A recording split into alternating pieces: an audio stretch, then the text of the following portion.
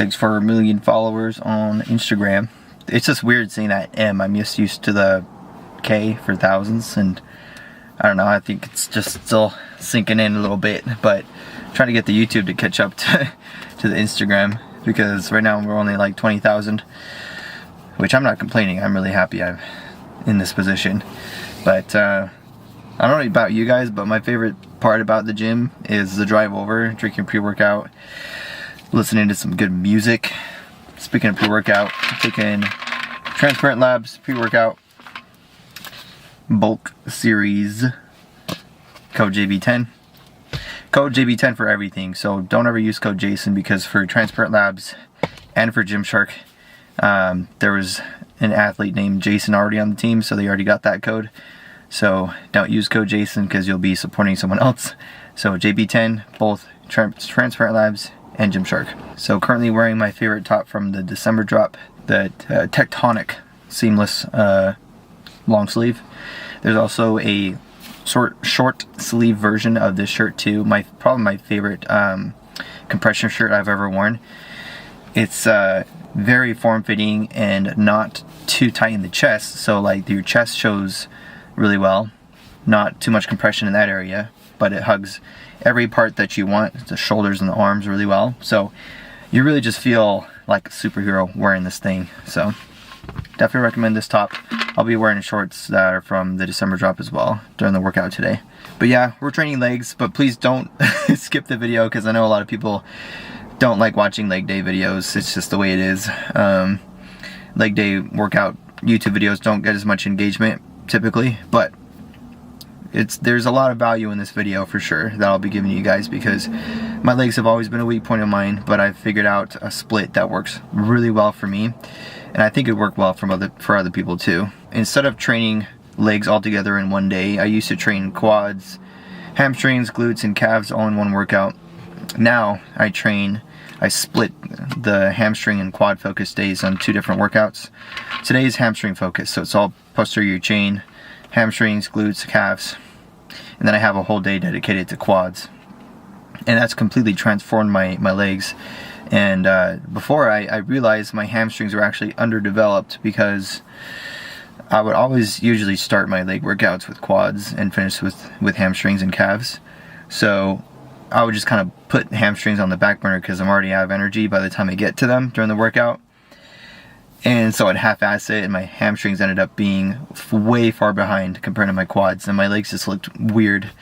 So now that my hamstrings are actually proportionate, it's completely transformed my legs, given more of a 3D shape, and just more appealing overall. So definitely feeling a lot more confident with how my legs look now that I've been separating quads and hamstrings. I've been doing this for a few months now, and yeah, my legs are just blown up. So yeah, that's what I recommend for you guys, to train your legs twice a week and split it up to where you can focus, because I mean, legs are a huge muscle group. It takes a lot of effort to train them. So when you split them up, then you can focus on the details and specific part of the leg all in one day. So the way I do it, I train my hamstrings on Saturdays, and then I train quads on Wednesday. So I train quads once a week and hamstrings once a week.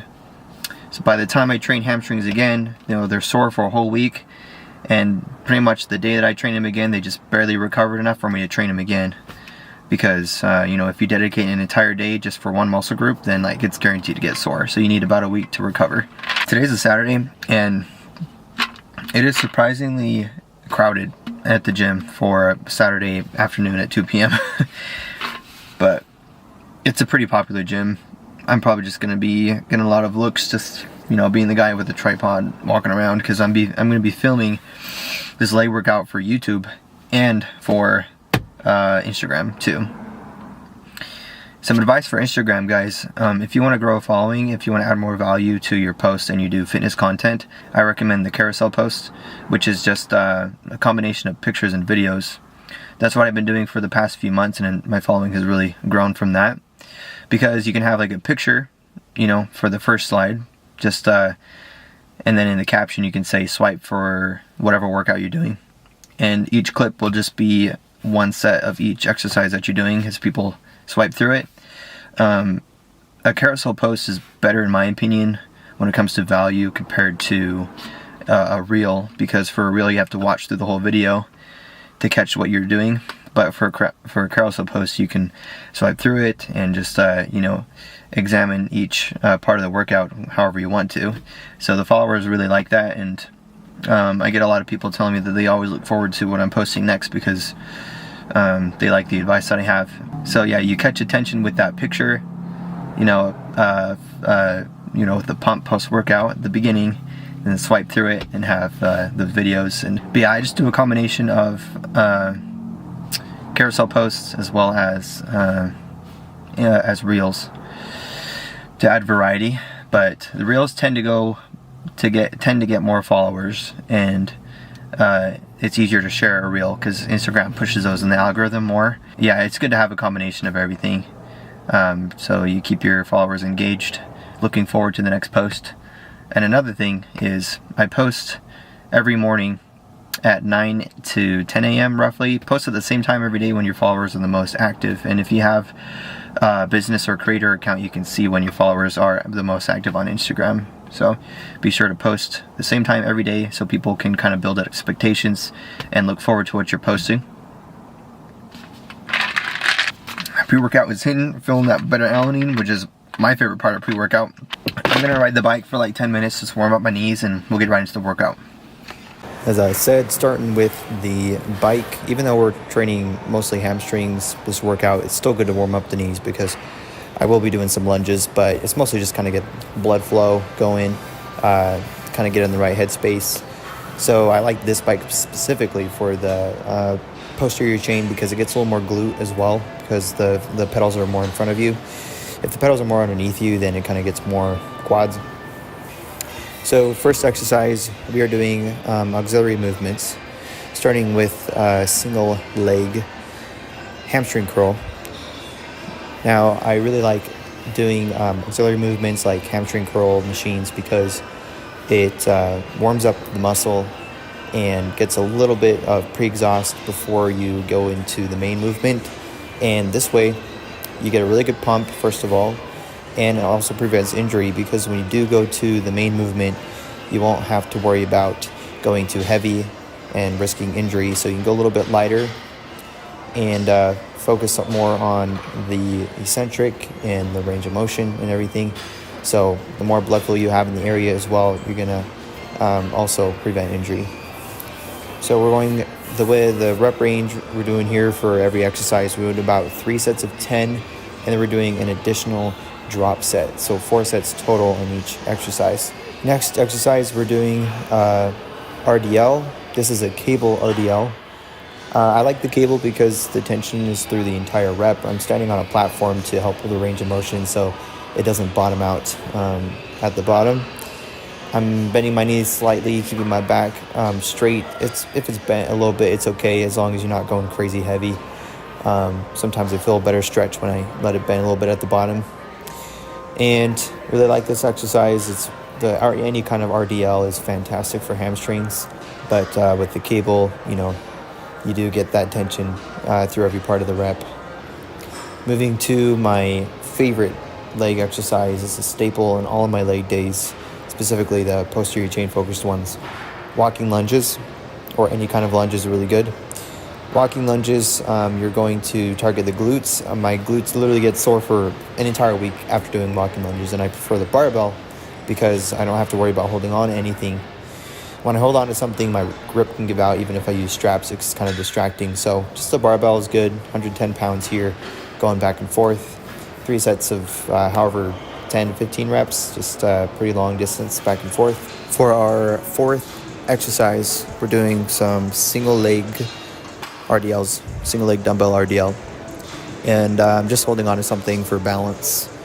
And got about 60 pounds here. I'd recommend starting a little lighter, like 30, 40 pounds, and work your way up because you really don't have to go too heavy with these.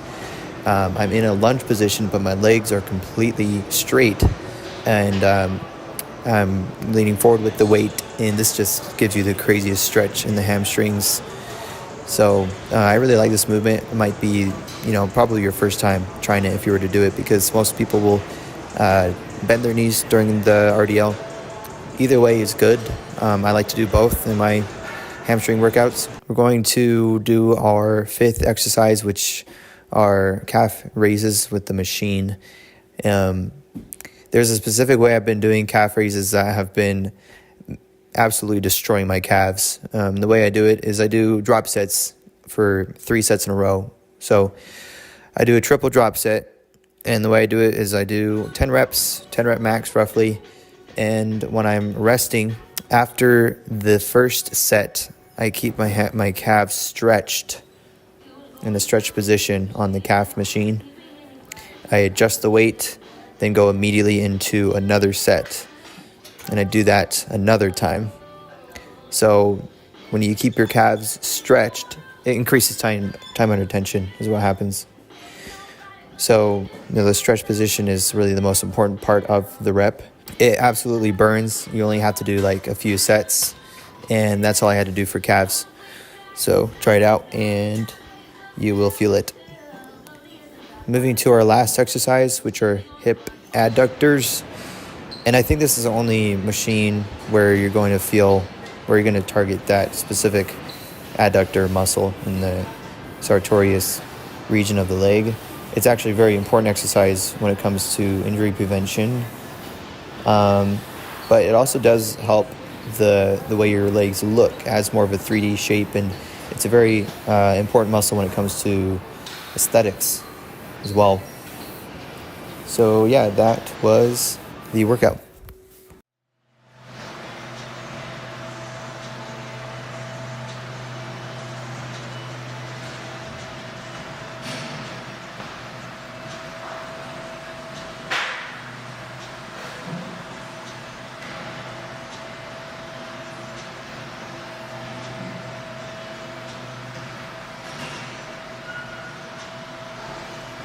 So we have the top that I wore during the workout today, which was the Tectonic long sleeve seamless shirt, and I just love it. It's one of my favorite ones. Great for upper body workouts too.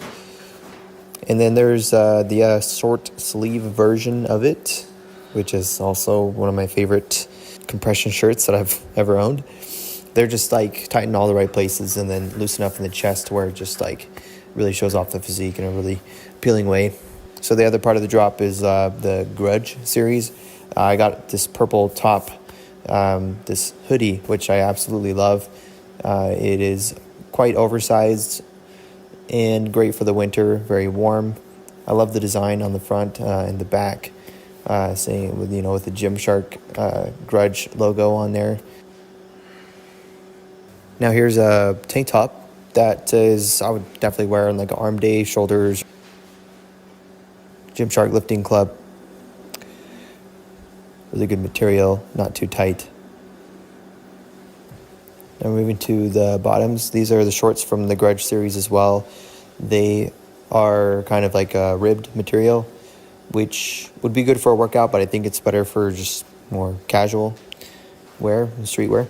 And then these really cool cargo joggers. Should have ironed these, but they got pockets all over, the button pockets and logo on the left leg. I would recommend a downsizing on these. And the drop is on Monday, December 9th at 11 a.m. EST. Code JB10. Man, I had to film that try-on haul fast because I wanted some natural lighting, and it gets dark at like 5 o'clock now. But hope you like the Christmas tree in the background. But yeah, that is the video. Thank you for watching to this point. Go ahead and like and subscribe if you haven't yet. And let me know in the comments what videos you want to see next, because right now I'm doing like a video every couple weeks, but I want to get to where I'm doing it weekly. So let me know. We'll see you in the next one.